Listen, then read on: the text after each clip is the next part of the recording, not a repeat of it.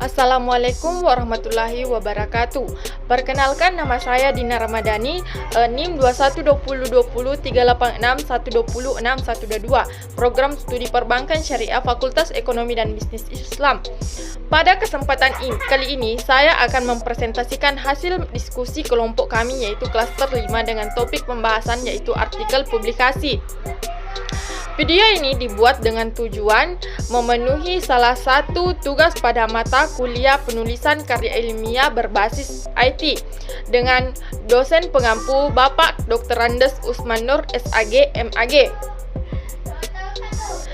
Baik, langsung saja. Sebelumnya kita harus tahu apa itu artikel publikasi.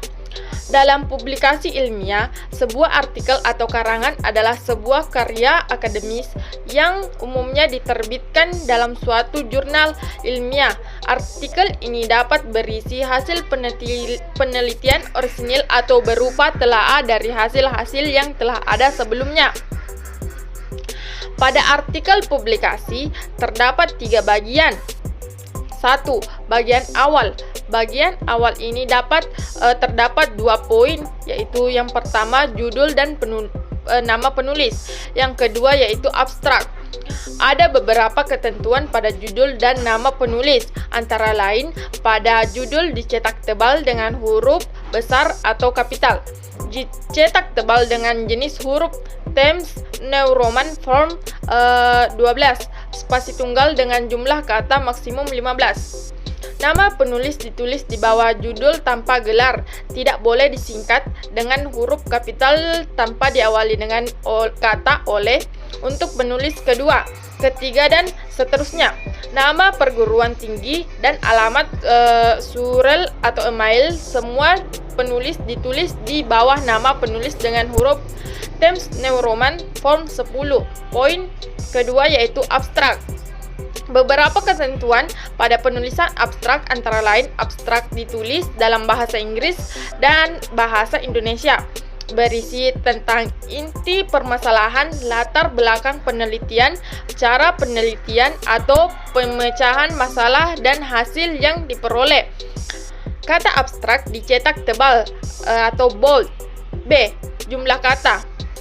Dalam abstrak tidak lebih dari 250 kata dan diketik 1 spasi. C. Jenis huruf abstrak adalah Times New Roman Form 11, disajikan dengan rata kiri dan rata kanan, disajikan dalam 1 paragraf dan ditulis tanpa menjorok atau indent pada awal kata kalimat.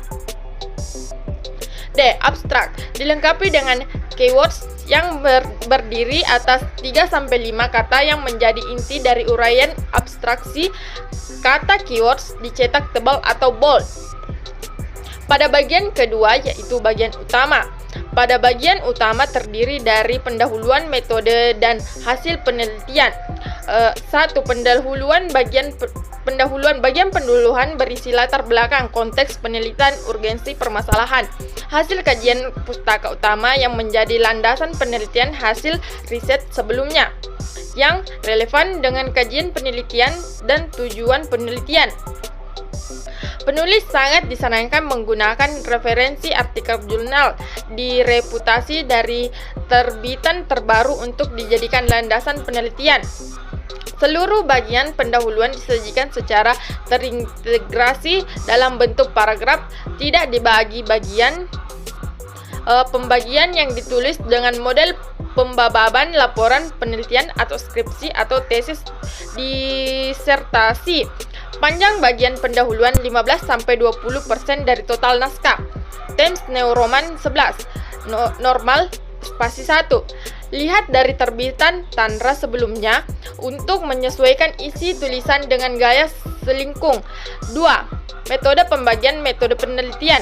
Menjelaskan tentang pendekatan, ruang objek lingkungan, lingkup atau objek, definisi operasional variabel atau deskripsi fokus penelitian, tempat, populasi dan sampel atau informan, bahan dan alat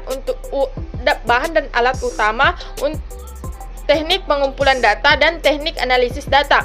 Bagian ini berisi uraian prosedur dan langkah-langkah penelitian yang bersifat khas sesuai dengan topik yang dikaji. Panjang bagian metode berkisar 10-15% total panjang naskah.